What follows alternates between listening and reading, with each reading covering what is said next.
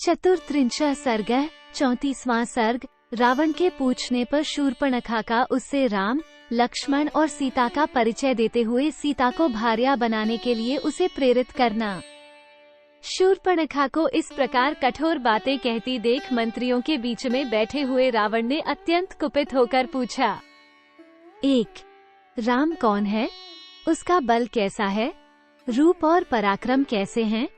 अत्यंत दुस्तर दंडकारण्य में उसने किस लिए प्रवेश किया है? 2. राम के पास कौन सा ऐसा अस्त्र है जिससे वे सब राक्षस मारे गए तथा युद्ध में खर, दूषण और त्रिशिरा का भी संहार हो गया? 3.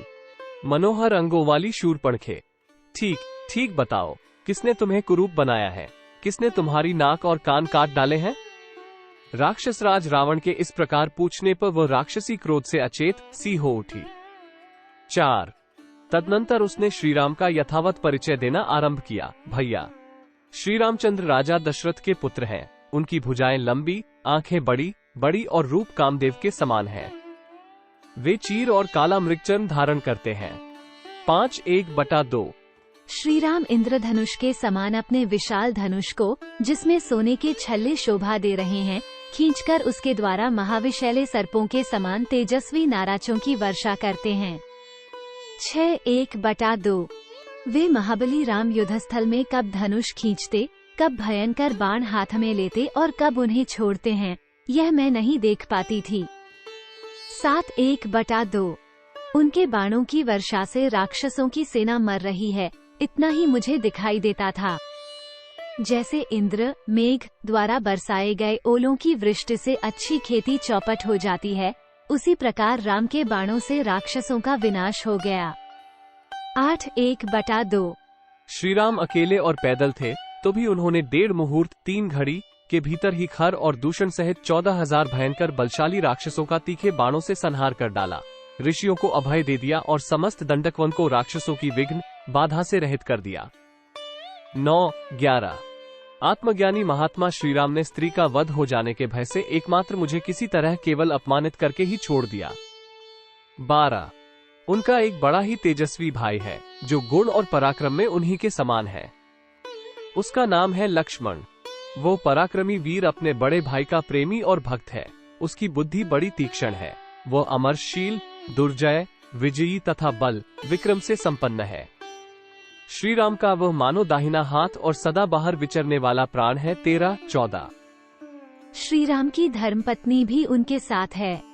वह पति को बहुत प्यारी है और सदा अपने स्वामी का प्रिय तथा हित करने में ही लगी रहती है।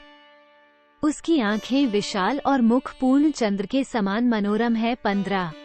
उसके केश, नासिका, ऊरू तथा रूप बड़े ही सुंदर तथा मनोहर हैं। वह यशस्विनी राजकुमारी इस दंडकवन की देवी सी जान पड़ती है और दूसरी लक्ष्मी के समान शोभा पाती है। 16। उसका सुंदर शरीर तपाए हुए सुवर्ण की कांति धारण करता है, नख ऊंचे तथा लाल हैं। वह शुभ लक्षणों से संपन्न है। उसके सभी अंग सुडौल हैं और कटिभाग सुंदर तथा पतला है। वह विदेहराज जनक की कन्या है और सीता उसका नाम है। 17। देवताओं, गंधर्वों, यक्षों और किन्नरों की स्त्रियों में भी कोई उसके समान सुंदरी नहीं है। इस भूतल पर वैसी रूपवती नारी मैंने पहले कभी नहीं देखी थी। 18। सीता जिसकी भार्या हो और वह हर्ष में भरकर जिसका आलिंगन करे, समस्त लोकों में उसी का जीवन इंद्र से भी अधिक भाग्यशाली है। 19। उसका शील स्वभाव बड़ा ही उत्तम है। उसका एक अंग स्तुत्य एवं स्पृहणीय है। उसके रूप की समानता करने वाली भूमंडल में दूसरी कोई स्त्री नहीं है। वह तुम्हारे योग्य भार्या होगी और तुम भी उसके योग्य श्रेष्ठ पति होोगे। 20। महाबाहो, विस्तृत जघन और उठे हुए पुष्ट कुचों वाली उस सुमुखी स्त्री को जब मैं तुम्हारी भार्या बनाने के लिए ले आने को उद्यत हुई, तब क्रूर लक्ष्मण ने मुझे इस तरह कुरूप कर दिया। 21:1/2। पूर्ण चंद्रमा के समान मनोहर मुख वाली विदेह राजकुमारी सीता को देखते ही तुम कामदेव के बाणों के लक्ष्य बन जाओगे। 22:1/2। यदि तुम्हें सीता को अपनी भार्या बनाने की इच्छा हो तो शीघ्र ही श्रीराम को जीतने के लिए यहाँ अपना दाहिना पैर आगे बढ़ाओ। 23। राक्षस राज रावण, यदि तुम्हें मेरी यह बात पसंद हो तो शंख होकर मेरे कथनानुसार कार्य करो। 24 महाबली राक्षसेश्वर। इन राम आदि की असमर्थता और अपनी शक्ति का विचार करके सर्वार्ग सुंदरी सीता को अपनी भार्या बनाने का प्रयत्न करो, उसे हर लाओ। 25 श्री राम ने अपने सीधे जाने वाले बाणों द्वारा जनस्थान निवासी निशाचरों को मार डाला और खर तथा दूषण को भी मौत के घाट उतार दिया। ये सब सुनकर और देखकर अब तुम्हारा क्या कर्तव्य है, इसका निश्चय तुम्हें कर लेना चाहिए।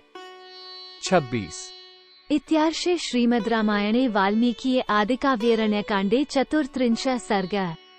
इस प्रकार श्री वाल्मीकि निर्मित आर्ष रामायण आदिकाव्य के अरण्यकांड में 34वां सर्ग पूरा हुआ। 34